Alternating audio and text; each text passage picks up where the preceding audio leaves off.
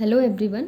इससे पहले के वीडियो में हमने ह्यूमन इंजीनियरिंग के मीनिंग, डेफिनेशन और इसके गोल्स एंड ऑब्जेक्टिव्स के बारे में पढ़ा। आज इस वीडियो में हम बात करेंगे antecedents factors of human engineering. Human engineering का जो विकास हुआ उसमें कौन कौन से ऐसे पूर्ववर्ती कारक थे जिनकी वजह से ह्यूमन इंजीनियरिंग है, वो जो ह्यूमन इंजीनियरिंग का विकास करने में कौन कौन से कारकों का महत्वपूर्ण योगदान रहा है। तो इसमें सबसे बड़ा योगदान, इससे पहले जब हमने साइंटिफिक मैनेजमेंट के बारे में पढ़ा था और टाइम एंड मोशन स्टडी के बारे में पढ़ा था, उस समय हमने एक पॉइंट इसके बारे में भी बात करी थी कि इसी की वजह से ह्यूमन इंजीनियरिंग है वो चर्चा में आया था। तो टाइम एंड मोशन स्टडी के बारे में हमने बहुत डिटेल में पढ़ा है। जो टाइम स्टडी है उस पर टेलर ने पिग आयरन हैंडल्स और एक्सपेरिमेंट किया है और गिलब्रेथ ने जो मोशन स्टडी पे ब्रिक लेइंग एक्सपेरिमेंट किया था। तो इस एक्सपेरिमेंट में इन दोनों ने यही बताया था, टेलर ने ये बताया था कि किस तरीके से अगर हम किसी भी काम को अगर उस बहुत अच्छे तरीके से करें या उचित तरीके से किया जाए, एक बेस्ट मेथड निकाला जाए वर्क का, तो हम बहुत कम से कम समय में हम अधिक से अधिक प्रोडक्शन कर सकते हैं। उसमें उन्होंने जो पिग आयरन हैंडलर्स वाला जो एक्सपेरिमेंट था उसमें यही दिखाया गया था कि अगर हम एक उचित तरीके को अपनाएं तो किस तरीके से हम प्रोडक्शन को बढ़ा सकते हैं। इसी तरीके से गिलब्रेथ ने जो ब्रिक लेइंग एक्सपेरिमेंट किया था उसमें उन्होंने बताया था कि हम बहुत सारे मोशंस करते हैं, बहुत सारे मूवमेंट्स करते हैं जब कोई भी काम करते हैं, तो उनमें से कुछ अननेसेसरी मूवमेंट्स होते हैं जिनको अगर हम नहीं भी करें तो भी हमारा काम हो सकता है। और अगर हम इन अननेसेसरी मूवमेंट्स को करते हैं तो इससे हमारी एनर्जी वेस्ट होती है, तो क्यों ना हम इन अननेसेसरी मूवमेंट्स को हटा दें। तो इन अननेसेसरी मूवमेंट्स को हटाकर भी हम अपना काम कर सकते हैं, और इन अननेसेसरी मूवमेंट्स को अगर हम हटा देंगे तो हम कम से कम समय में अधिक से अधिक काम कर सकेंगे। ये हमने इसके एक्सपेरिमेंट में देखा भी। ब्रिक लेइंग एक्सपेरिमेंट में हमने यही देखा कि पहले जो काम कम समय में अधिक समय में किया जाता था, एक ईंट की चिनाई अगर करने में जितना टाइम लग रहा है उससे बहुत कम टाइम लगा जब हमने अननेसेसरी मूवमेंट्स को हटा दिया। तो इसके बारे में हमने डिटेल से बात करी है। तो इसमें यही दिखाया गया था कि अगर हम बेस्ट तरीका निकालें किसी भी काम को करने का और अननेसेसरी मूवमेंट्स को हटा दें तो हम आराम से क्या कर सकते हैं, अपने प्रोडक्शन को बढ़ा सकते हैं।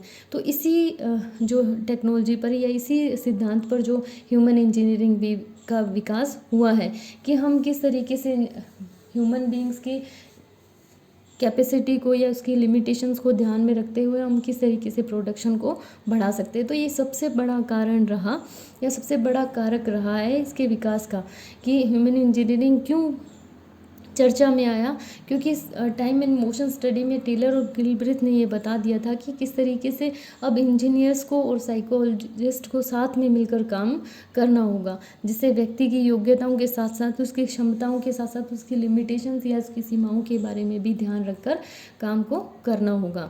दूसरा जो इसका सबसे बड़ा जो पूर्ववर्ती कारक रहा है वो है डॉक्ट्रिन ऑफ इंडिविजुअल डिफरेंसेस। इससे पहले इंडिविजुअल डिफरेंसेस को दरकिनार किया गया था कि हर व्यक्ति को बराबर मान रहे थे। ये नहीं है कि ये व्यक्ति ये काम कर सकता है, ये व्यक्ति ये काम नहीं कर सकता है। सिलेक्शन जब होते थे तो सबको किस तरीके का काम किस व्यक्ति से करवाना है ये नहीं देखा जाता था, सेलेक्ट कर लिया गया। उसके बाद उनको प्लेसमेंट में ये नहीं है कि जो व्यक्ति जिस काम को कर सकता है उसी में क्यों ना लगाया जाए। तो इंडिविजुअल डिफरेंसेस को बिल्कुल भी महत्व नहीं दिया जाता था।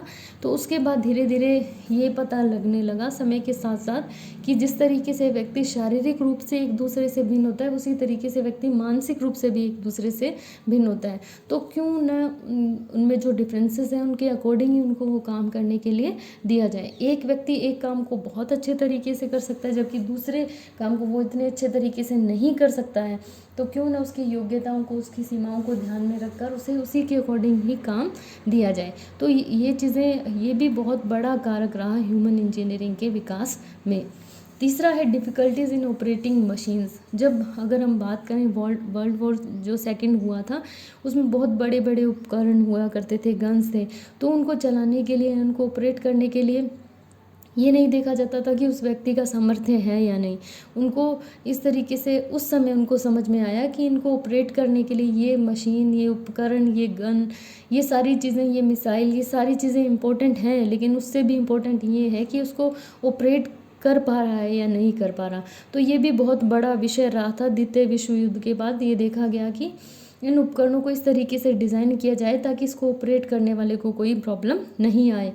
तो ये भी बहुत बड़ा कारक रहा था ह्यूमन इंजीनियरिंग के विकास में। फोर्थ अगर हम कारण देखें तो पर्सनल सिलेक्शन भी इसमें एक बहुत बड़ा कारण रहा कि पहले ये होता था कि किसी व्यक्ति को किस पद के लिए सेलेक्ट किया जा रहा है ऐसा पर्टिकुलर नहीं होता था, बस सेलेक्ट कर लिया, उसके बाद ये नहीं देखा जाता था कि ये व्यक्ति इसका प्लेसमेंट कहाँ किया जाए। तो पर्सनल सिलेक्शन जब शुरू हुआ तो उसमें ये देखा गया कि अगर व्यक्ति की फ़िज़िकल अपीयरेंस या उसकी फ़िज़िकल फिटनेस अगर इम्पोर्टेंट है तो उसके साथ साथ उसकी कॉम्पिटेंसी, उसकी प्रोफिशिएंसी, उसका एटीट्यूड, उसकी सेंसरी मोटर एबिलिटी, सारी चीज़ें इंपॉर्टेंट है। तो उन सब चीज़ों को ध्यान में रखकर ही उनका प्लेसमेंट किया जाए। तो ये भी बहुत बड़ा कारक रहा था ह्यूमन इंजीनियरिंग के विकास के लिए।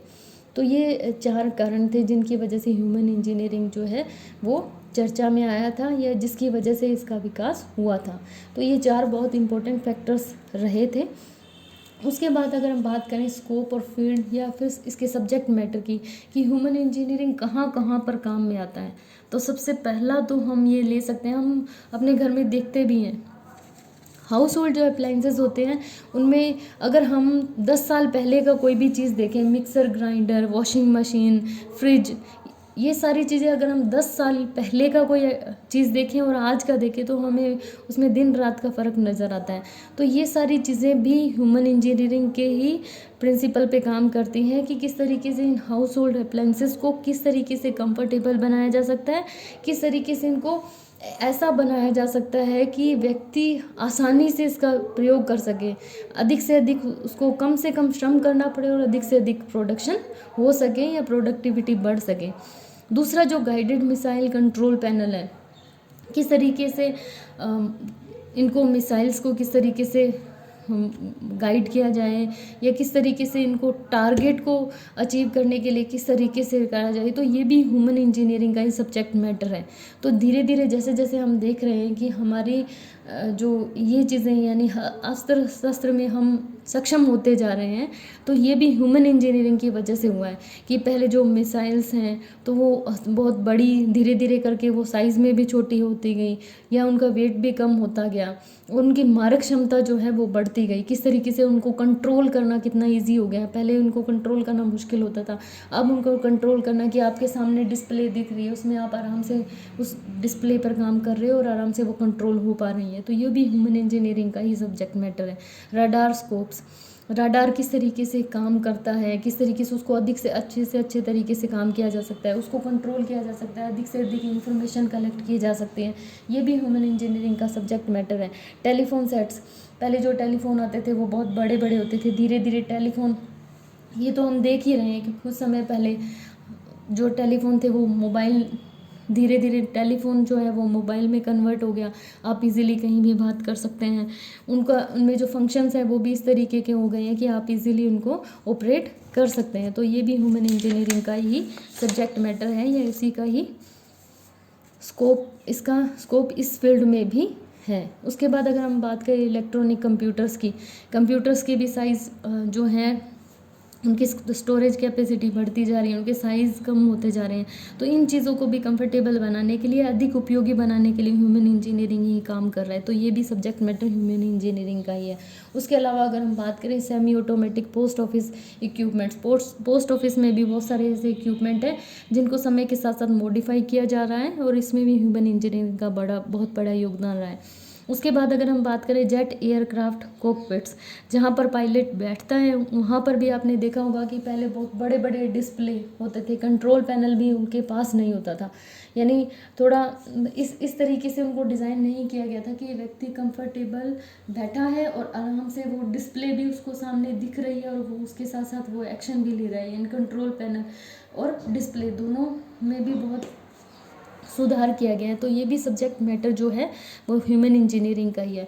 तो ह्यूमन इंजीनियरिंग में ऐसा कोई भी फील्ड नहीं है, ऐसा कोई भी चीज़ या ऐसे कोई भी टेक्नोलॉजी है, ऐसे कोई भी एरिया नहीं है जहाँ पर ह्यूमन इंजीनियरिंग ने अपना काम नहीं किया है। आप कोई भी चीज़ देख लीजिए, आप अपने घर में देखिए, सोफ़ा बैठने के लिए जो पहले था उससे डिज़ाइन बहुत अधिक उसका मतलब डिज़ाइन बहुत अधिक बदला है, कंफर्ट लेवल बहुत अधिक बढ़ा है। कोई भी चीज़ देख लीजिए आप, बेड का डिज़ाइन, आपके वॉशिंग मशीन का डिज़ाइन, रेफ्रिजरेटर का डिज़ाइन, किचन का डिज़ाइन, या जितने भी अप्लाइंसेस या जितनी भी चीज़ें हम यूज़ करते हैं, मोबाइल, लैपटॉप, कंप्यूटर, इन सब चीज़ों में, गाड़ी में आपको बहुत सारी ऐसी सुविधाएं जो पहले नहीं मिलती थी वो अब मिल रही हैं। तो यहाँ पर ह्यूमन इंजीनियरिंग का ही योगदान रहा है कि इस तरीके से हम इनको ह्यूमन के अकॉर्डिंग इनको डिज़ाइन करें। तो ये सारी जो सब्जेक्ट मैटर हैं ये सारे ह्यूमन इंजीनियरिंग के अकॉर्डिंग ही या उसके अंतर्गत ही आते हैं। उसके बाद अगर हम बात करें इसके इम्पोर्टेंस की या यूजेस की, कि कौन कौन से यूजेस हैं इसके, तो इसमें सबसे पहला है वो डिज़ाइनिंग न्यू इक्विपमेंट्स। जब भी कोई डिज़ाइन किया जाता है, कोई भी उपकरण या कोई भी इक्विपमेंट्स जब डिज़ाइन किए जाते हैं तो ह्यूमन इंजीनियरिंग का ही इसमें योगदान रहता है कि किस तरीके के उपकरण बनाए जाएं जो कि अधिक से अधिक जो सुविधाजनक हो और जिससे अधिक से अधिक प्रोडक्शन मिल सके और जो अधिक से अधिक उपयोगी हो सके। नेक्स्ट पॉइंट है फॉर रीडिज़ाइनिंग ओल्ड इक्विपमेंट्स। जो पुराने इक्विपमेंट्स बनाए गए उसको किस तरीके से रीडिज़ाइन किया जाए कि वो अधिक से अधिक काम में आ सकें या अधिक से अधिक उपयोगी हो सके, व्यक्ति उनको आसानी से उनको ऑपरेट कर सकें, उनको ऑपरेट करने में कोई प्रॉब्लम नहीं आए। थर्ड पॉइंट है for solving coding, display and control problems. पहले जो डिस्प्ले में प्रॉब्लम होती थी कि डिस्प्ले जो है और कंट्रोल प्रॉब्लम्स, कि किस तरीके से डिस्प्ले, उनको कहीं पर कुछ डिस्प्ले, जैसे मान लीजिए पायलट को उसका डिस्प्ले बोर्ड है सामने और कंट्रोल पैनल है, तो उसमें भी बहुत अधिक सुधार हुआ है कि किस तरीके से वो पूरा का पूरा डिज़ाइन उसका चेंज हो गया है कि आसानी से वो एक ही जगह पर बैठा हुआ उसको डिस्प्ले भी नज़र आ रहा है, अगर उसको कोई एक्शन लेना है तो कंट्रोल पैनल भी उसी तरीके से रीडिज़ाइन किया गया है। For perfect operation of machines, जो भी मशीन बनाई गई हैं उनको ऑपरेट करने के लिए भी ह्यूमन इंजीनियरिंग का ही इम्पोर्टेंस है कि कोई भी मशीन डिज़ाइन की गई है उसको किस तरीके से ऑपरेट किया जाएगा या आसानी से व्यक्ति ऑपरेट कर पाएगा या नहीं कर पाएगा।